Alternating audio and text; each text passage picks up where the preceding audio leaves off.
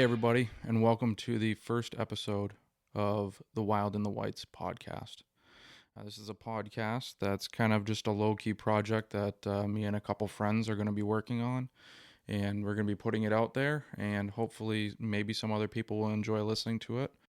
My buddy Paul and I are starting this because we decided that we want a way of preserving our memories, a way of sharing our memories with people, and maybe somebody right now will want to listen to them, but maybe future generations of ours will want to listen to them and listen to what was going on here in our lives in times when they weren't able to experience it right here with us, and whether that be in a few days from now when something airs, or years from now, maybe even once we're gone and someone wants to listen to this. So that is our goal for starting this podcast. We're going to be sitting down and speaking with some of our friends, with each other, with family members, and really talking about what's going on in our lives, but specifically,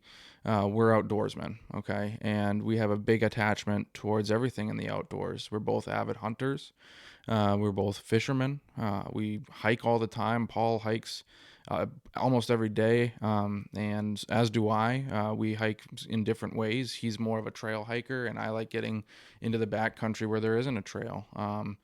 It's not saying he doesn't too, and not saying I don't go on trails, but that's just kind of our niche that we go towards right now. Um, and we have a lot going on, and we have a lot of things to say. And um, again, this is not really a way of getting famous. It's not something that we're really interested in, but it's a way of preserving our memories, and maybe people will want to listen to it as well and get some enjoyment out of it by listening to it. So I'll start off this episode. It's just basically an introductory episode where I introduce myself. So my name is Zach, and I grew up in southern New Hampshire, down in the Monadnock region.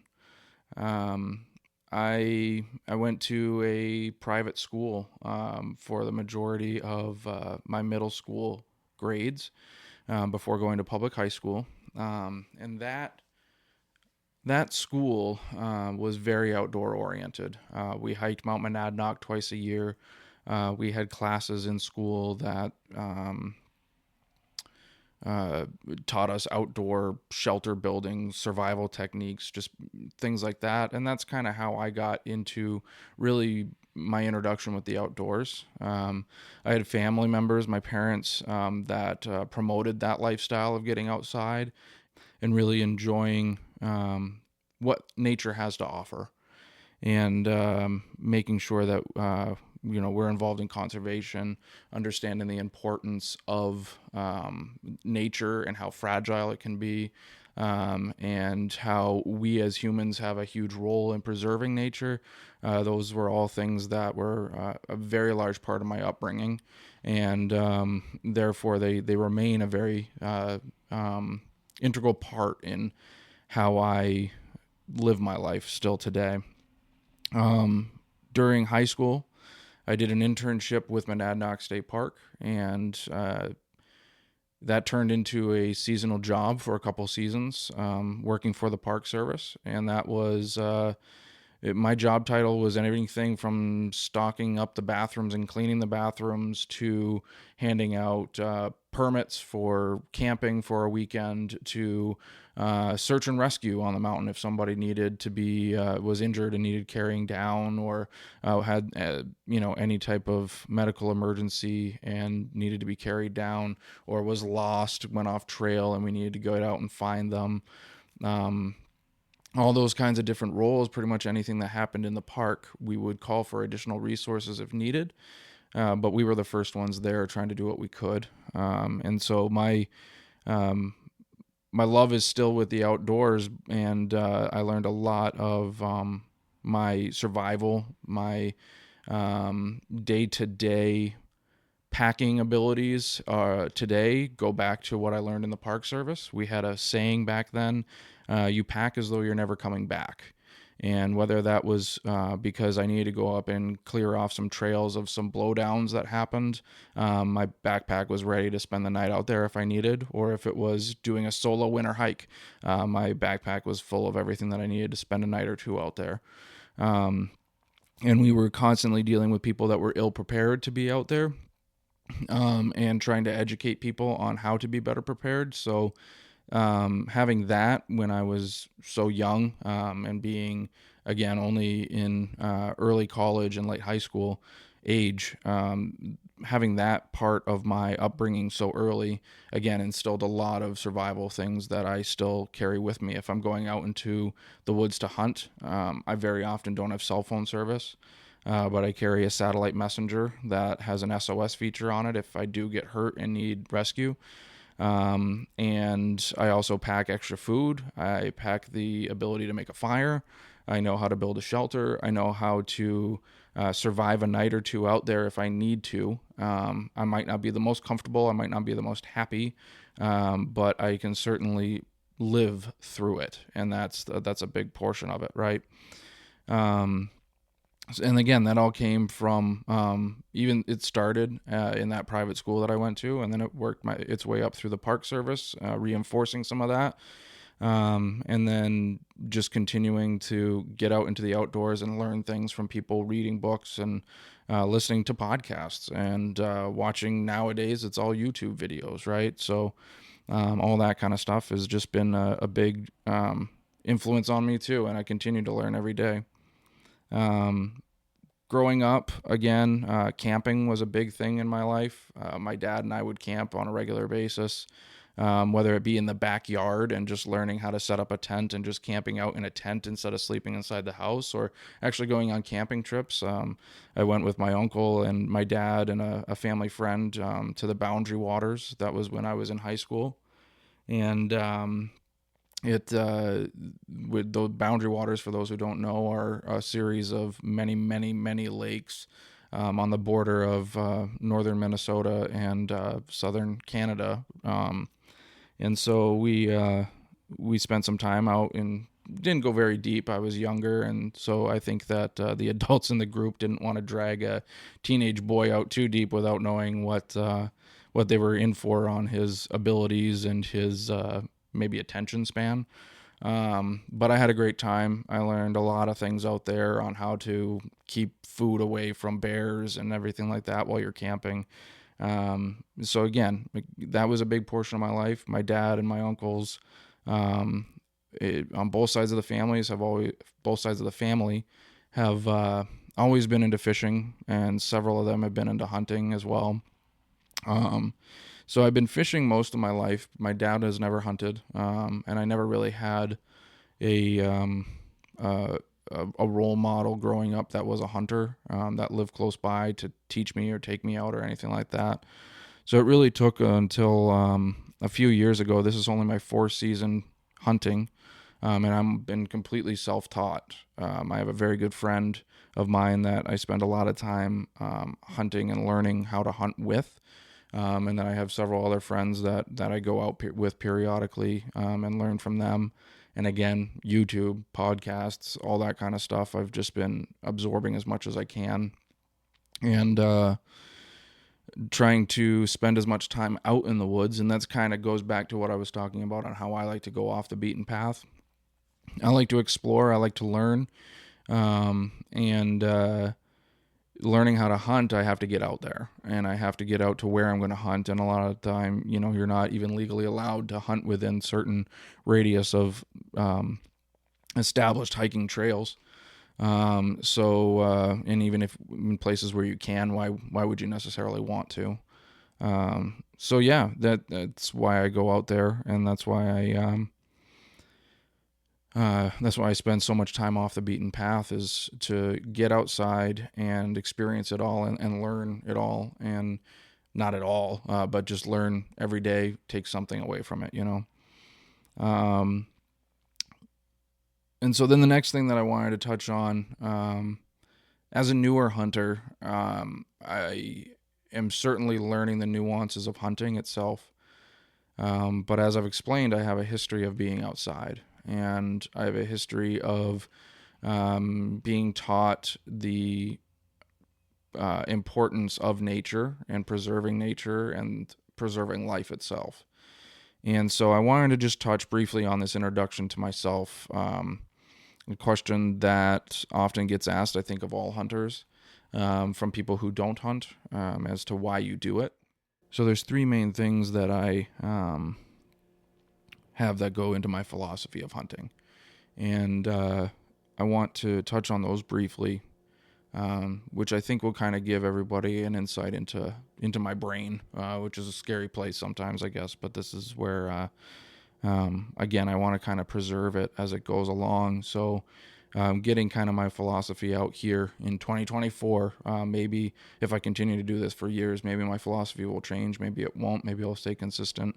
But I think that's part of the journey. So the first portion of it is my connection with the food. And I think that's true for a lot of hunters.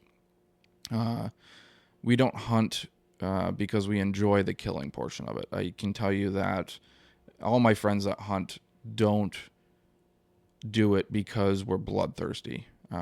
We do it because the killing is unfortunately necessary. And it's necessary in order to achieve being connected so directly with the food that you eat. And there's something to be said for the achievement of consuming something that you have put so much time and effort into gathering, whether it be food from a garden. You know, my parents were vegetable farmers growing up, and they put endless amounts of time and energy and resources into making good organic food that we harvested and that was prepared properly and that we ate from that. And hunting is very similar to farming in that fact of you put a lot of time, effort, and resources into gathering this food. And yes, it does involve killing. And yes, it just like any meat that we eat, an animal has to perish in order for us to consume that meat.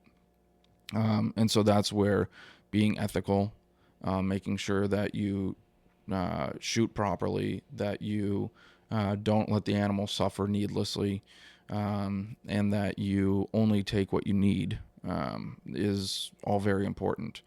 And so that's the first portion of it. The second portion that I want to touch on is a big reason why I hunt is because I enjoy the hunt portion of it. And what I mean by that is you have to learn a lot about animals in order to successfully hunt them. And many people may understand this when I put it like this. There's people out there that spend their whole lives studying history. There's people out there that spend their whole lives studying anthropology. And so many people study other cultures of human beings and how they live their lives differently from ours. You know, here I live in the United States. I live in New Hampshire. I live in the White Mountains, right? Very westernized culture. There's cultures all over the world that are very different from how I live my life.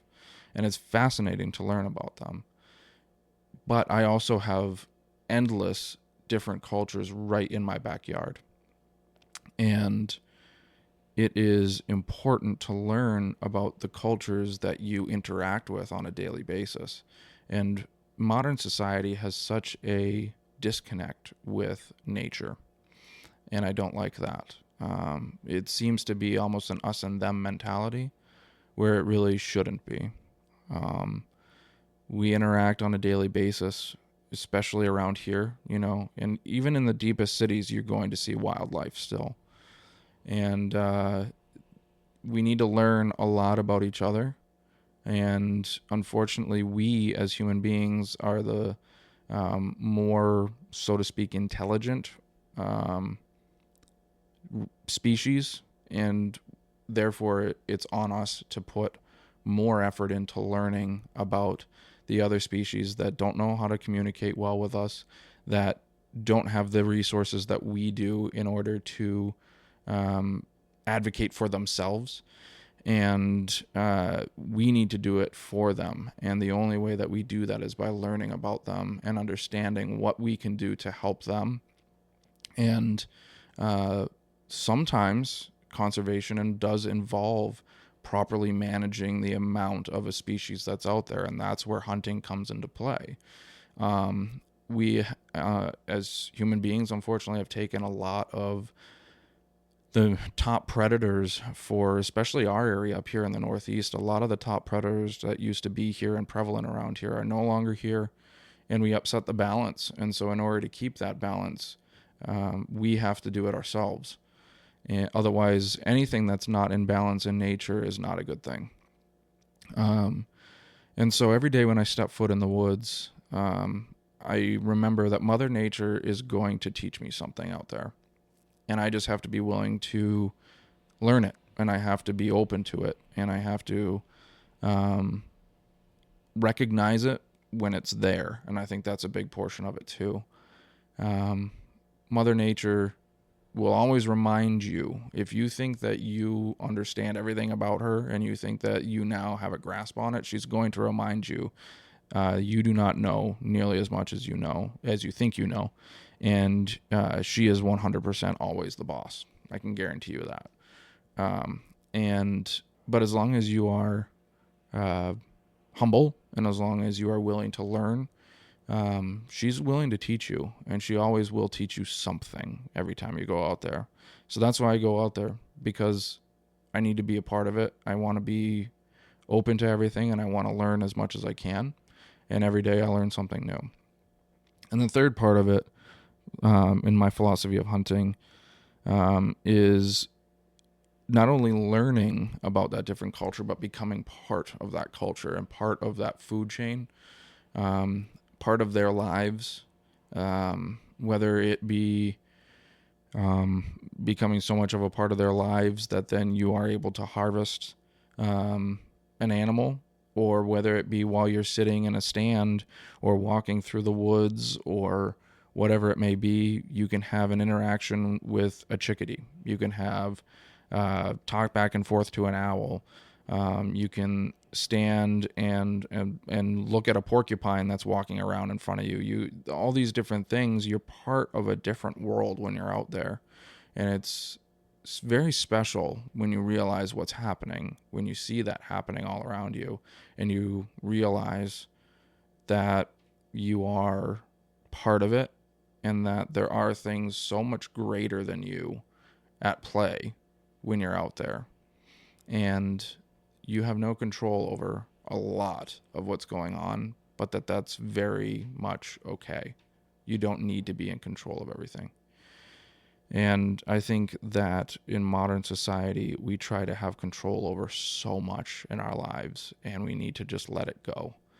And when you're out there and you're outside and you're part of their culture, animals have so much that is out of their control, and they all live their lives not trying to control it, but just living their lives in the simplest way.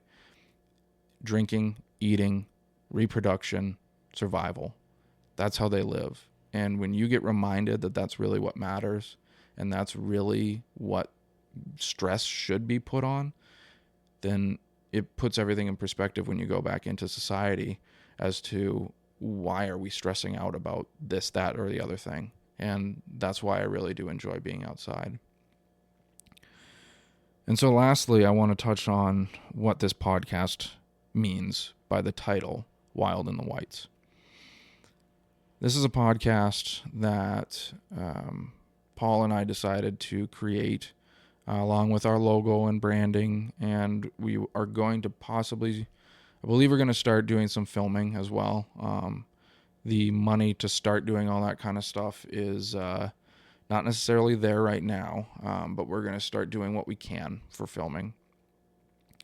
And the reason why it's called Wild in the Whites is because we would like a platform to not only preserve our memories and share those memories with people, but the people that we were going to be talking with are not all hunters, are not all fishermen.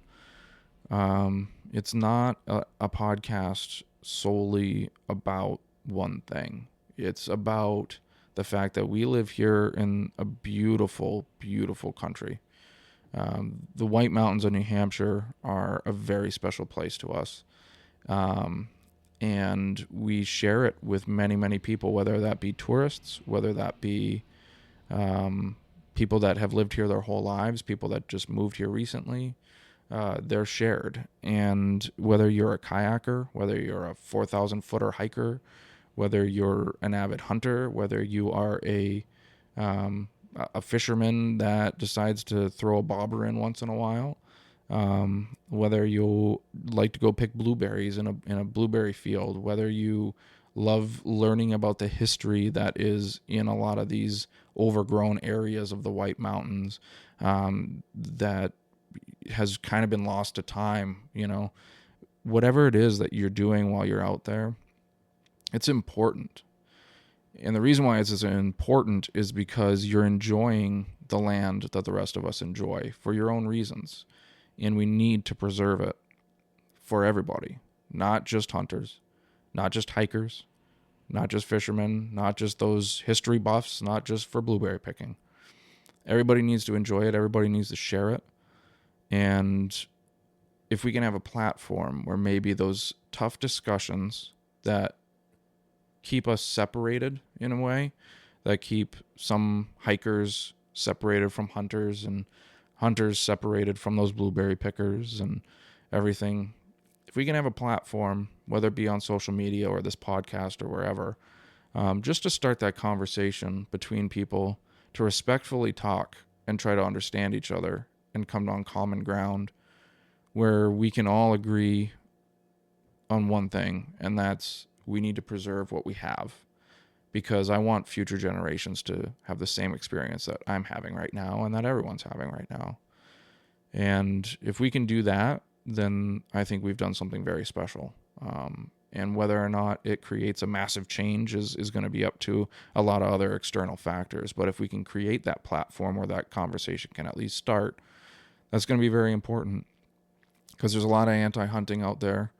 There's a lot of people that don't quite understand the importance of selective timber cutting. There's a lot of people that don't understand the importance of a lot of what's going on out there. And, New Hampshire Fish and Game, and I'm speaking kind of very, very small because I'm here in the White Mountains and in New Hampshire, but this is happening all over the United States. It's really happening all over the world, but especially in the United States right now. It is so important to understand that conservation commissions and Fish and Game, DNR, whatever it's called in your state, the work that they do to understand what's needed to be done, that balance that I talked about earlier, that is always in play, and that's always fragile. And it's the jobs of those commissions and those agencies to help preserve that balance. And they're doing a phenomenal job. And it's right to question what they do sometimes and help understand it. And sometimes they do questionable things. That's just part of being a human being. And everybody that works for these agencies are all human beings. But ultimately, they're doing a great job, and everything's done for a reason. And when you stop and you ask the right questions and try to understand it, you understand the support that they need, and they're not necessarily being given. And we need to do more of that. All of us that enjoy the outdoors need to do that, and we need to come together in order to do that. So that's why this is Wild in the Whites. This is not a hunting thing. This is not a fishing thing. This is for everything wild. This is for our wilderness, our wild land that we need to protect and that we need to advocate for. So with that, I hope you're all excited, because I certainly am. We're going to start getting out some content. We're going to start putting together some episodes here, and I'm going to be releasing them soon once we get them recorded and edited. And I can't wait to get everything preserved out there and let other people listen to it. And I hope some other people get some enjoyment out of this, but at the very least, we're going to achieve our goal of preserving what we have right now and what's going on in our lives. And I'm very excited for that. So thank you all for listening, and I'll see you on the next episode.